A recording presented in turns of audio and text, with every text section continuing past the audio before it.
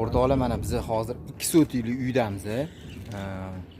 Bektemir tumani Food City'ning shunday hovlisining yonidamiz. Food City'ning qo'shnimiz. Hozir men uyni ko'rsataman. Qurilishini o'zimiz ustalar qilgan. Havasga qilingan haqiqatan. Dizaynlari hammasi did bilan qilingan. Mana hovliga birala qo'yilgan. Mana ahamiyat beramiz, mana qora. Qora ayniqsa bagati kafil terilgan. Xo'p, hozir birinchi bo'lib o'sha podvalga o'sha anaqasiga kiraylik, pastiga. Baxtiyorga bu tepasi shunda razdijnoy ekanda, ha? Ochilib yopiladi, Shu tushayotgan paytda mana qarang, havosga-da bu. Mana bundoq tushasiz. Qarang, qora bar bagati rang beradi deb, boshqacha. Xo'p, bu yog'i o'sha santexnika, kotelniy xona, hammasi qoida bo'yicha qilingan. Xo'p. Motor ham qo'yilgan ekan, ha? Nasos qo'yilgan. Filtrlar qo'yilgan mana. Xo'p, uyga dukonturni-da shunda, to'g'rimi? Dukonturni mana gaz kirilgan, vitishkalari qilingan, hammasi qonun qoidasi bilan qilingan. Xo'p. Tashqariga chiqamiz. Mana tashqarida o'zi sezayotgan bo'lsanglar, har bitta o'sha zamonaviy hovlilarda hojatxonasi bo'ladi, mana hojatxona turibdi mana. Mana. Bu yoqda o'sha yashil hudud deymiz ham mana. Hovlini mana uy o'zi ham mana skaskaga o'xshaydi haqiqatan. Hozir uy ichiga kiramiz. Agar kimda shunaqa noldan o'zini xohishi didi bilan quraman desa, mana Baxtiyor akaga murojaat qilasizlar.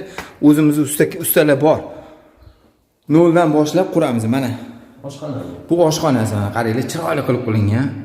Haqiqatan havasli-da. Bu yoqqa mana o'sha mebelni qo'yilsa, ayollar mana havosga ovqat pishirib, mana tabiatga qarab, mana vitishkalar tepada. Mana vitishkalar qo'yilgan. Vitishka qo'yilgan, o'sha gazli mebel qilinsa bo'ldi. Kanalizatsiya. Ovqatni pishiriladi, o'tiriladi, mana shu o'zida ovqatlanib, shu o'zida yig'ishtiriladi. Ana xonalarga olib kirib, hamma yoq urishtirilmaydi. Mana shu o'zida televizor qo'yib, ko'rib, mazza qilib. Bu yog'i, xo'p, o'rta koridor ekan, shunda bu yoq mehmonxona. Mehmonxona alohida bir dizayn bilan qilingan, yorug'. Boshqa xonalarga nisbatan ancha yorug' xona. Ana odam mazza qilib o'tiradi-da. Bu yoqdan hovli ko'rinadi, mana. Hovli ko'rinadi, mana. Xo'p. Mana to'g'riga televizor qo'yib qo'yilsa, mazza qilib, mana alohida polka-polkalar qilib qilingan. Havasga-da, mana chiroyli odam baxtidil ochiladi. Eshiklar zo'r qo'yilgan. Mana eshiklar ham alohida tanlangan ekan. Xo'p, bu yoq bolalar xonasimi? Bolalar. Mana bu yog'i yosh bolalarga mo'ljallangan, mana yosh bolalar xonasi. Chiroyli. Ixchangina. Xo'p, alohida o'sha koridor uchun mana havo kirish uchun oyna qo'yib ketilgan. Keyingisi mana to'g'rida o'sha umumiy hojatxona o'sha. Cho'milib, yuvinib, sanuzlar to'plami, mana bu to'plangan hammasi. Mana bu kranlar qo'yilgan. Ko'rsa bo'ladimi shuni? Bo'ladi. Legirovka qilinadigan joyi bu. Mana. O'sha uy olgan odamga o'sha tushuntirib ketiladi, o'sha sodda qilib, oson holatda o'sha tushuntirib ketiladi, legirovka qilish o'sha. Isib ketsa pastlatib. O'sha. Bu yog'i yana bitta spalni, yotoqxona. Mana sanuzul bilan birgalikda.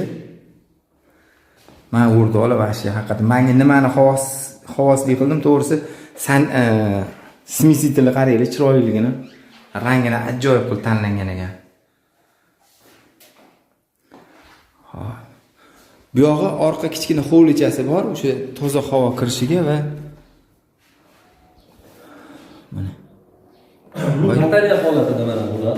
Ko'plik bo'lmaydi spalnilarda. Koridor, hammomlar hammasi to'plik bor. Sanuzilda to'plik qilingan. Tushunarli.